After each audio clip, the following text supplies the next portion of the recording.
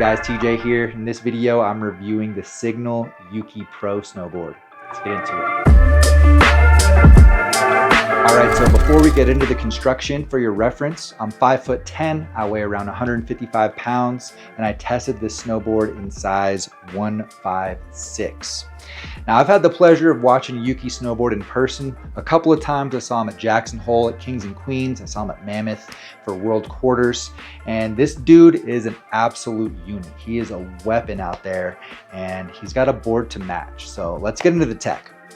So the Yuki Pro is an all-mountain freestyle focused kind of snowboard, and it has a more powerful, energetic, precise feel to it. It's going to give you a directional twin design. So it's got a little bit of something to help you out in a variety of snow conditions, but still a freestyle first kind of snowboard in my opinion. It does have just a little bit of a longer nose up front with that directional outline. And it also has an 1.5 inch setback. So at reference stance, the bindings are going to be set back 1.5 inches, but you can always push them forward if you want that proper true twin kind of feel for park laps or hard pack snow conditions. It also runs a true traditional camber profile. So contact point to contact point, this thing is positive camber, and it's got a lot of camber to it. This thing has that classic, powerful, precise traditional camber feel that if you're an OG, it's exactly what you would expect. This thing is a beefy snowboard. To complement that, it's constructed with Signal's omnipotent power glass fiberglass. So my understanding is that that is a carbon fiber infused triaxial fiberglass layup. So it's going to make the board a little bit more responsive edge to edge and help increase the overall pop and energy this board is able to hold for you. It has a little bit of dampening built into the construction as well to mellow things out a bit. Other than that, you're going to get a lightweight Polonia balsa blend core.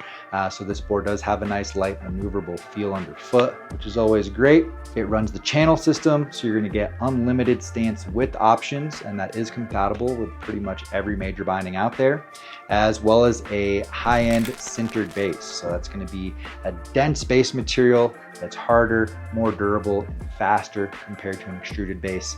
A nice value add to see on higher end snowboards always, and something you're going to get here with the Yuki Pro. So that's it for the specs and kind of the construction breakdown. Let's jump into how this board actually feels up there.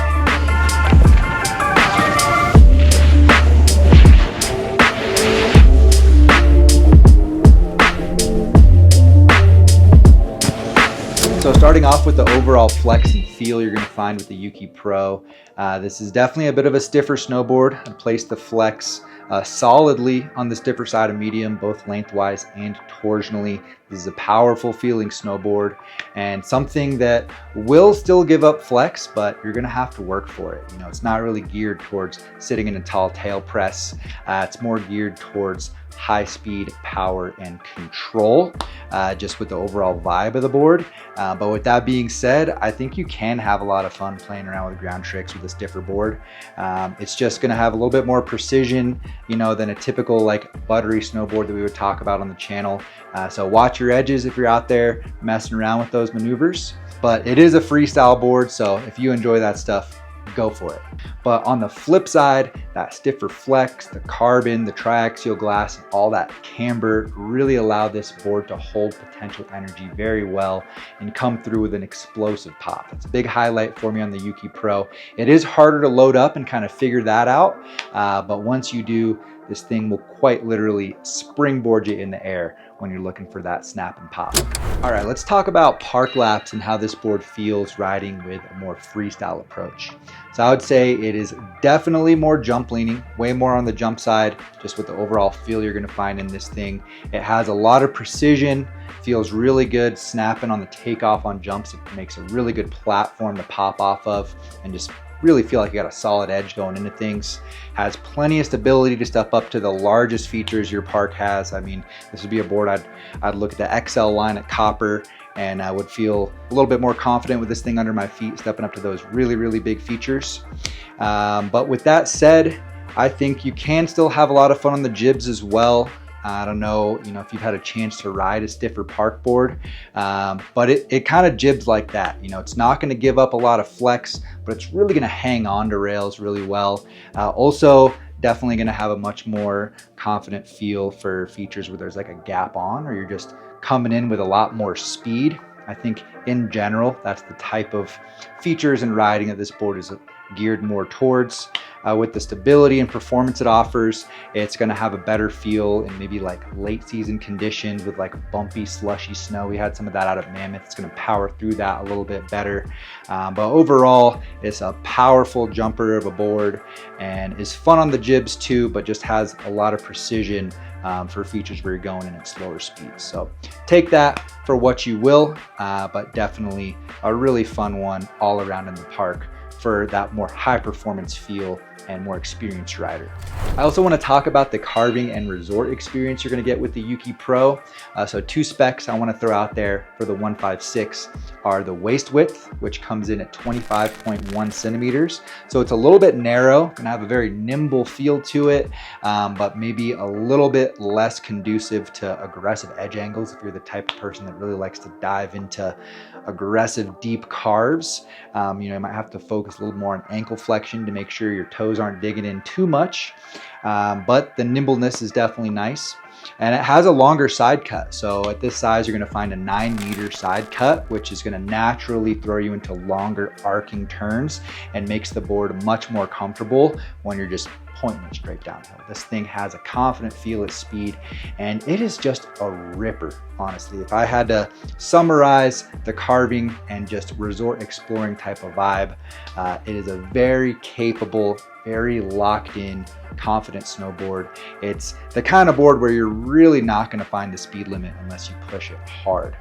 So this is a board that's not only going to have a great feel on groomers and just casual cruising around the resort, but it's something that you could really take into steep technical zones, really go check out the resort, go out to the furthest ends, and you know that you have something capable under your feet. And similar to what I was talking about in the terrain park, if you do find yourself in like some chundery, variable, weird conditions, this is the kind of board that's going to power through that and stay in control. Snow's not going to be pushing it around. This board's just going to blast through that chunder.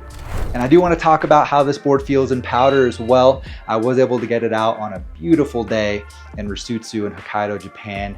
And I think that's where that directional shape and that setback at the reference are going to come in handy the most. It was a pretty deep day out there, and I'm more of a boaty, cruisy, just making slashes kind of guy in the POW. I do enjoy the occasional cliff drop or some steep zones when they come about, but I'm not out there building jumps like Yuki is and just launching this thing freaking 100 feet into some powder. So he needs that stability a little bit more than he needs the float. So I think that was definitely factored into the design. But I will say, if you are taking this thing out in some soft snow conditions, it's going to have a much better feel than your typical park twin. So that's a great advantage here on the Yuki Pro, making it a little bit more all mountain versatile. And I rode it just at the reference stance. I didn't even set it back further. So it was just 1.5 inches back at reference, just working with that slightly directional design, giving it a pretty good feel. Something you can definitely take out on a POW day and be all right.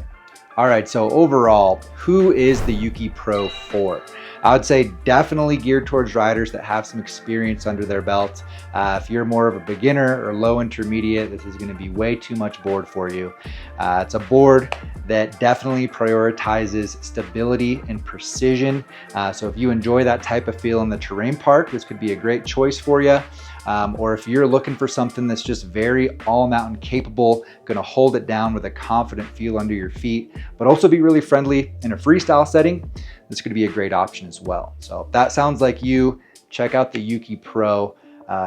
Designed and tested by the man himself. This thing has the goods. I'm gonna have it linked down below if you want to read about it. Appreciate you guys. Let me know any questions you have down below in the comments. And if you did get some value out of this video, please drop a like. Subscribe for more reviews. We'll see you in a new one next time.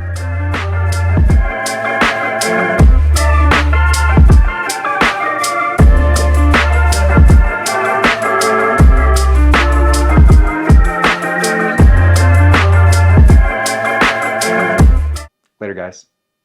we'll just cut that part out. We'll just cut the, you know what I'm talking about.